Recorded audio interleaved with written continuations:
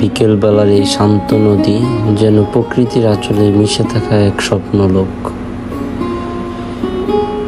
চারদিকে সবুজের সমারোহ, নৌকা ভেসে চলছে ধীরলয়ে, গাছের পাতার ফাঁক দিয়ে আসা সূর্যের আলো পানির গায়ে খেলা করছে।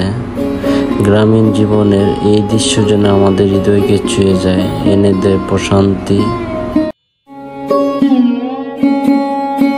এই জায়গাটি ঢাকা জেলার সাভার উপজেলায় সাদাপুর গ্রামের একটি ব্রিজ, যা খুবই সুন্দর একটি ব্রিজ।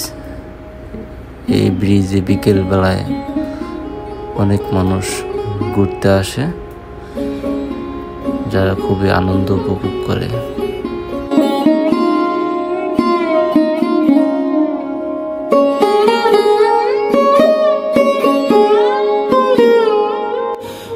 শৈশবের এইরকম নির্ভেজাল মুহূর্তগুলোই জীবনের সবচেয়ে সুন্দর স্মৃতি, যেখানে নেই কোনো দুশ্চিন্তা, আছে শুধু খেলা আর আনন্দ।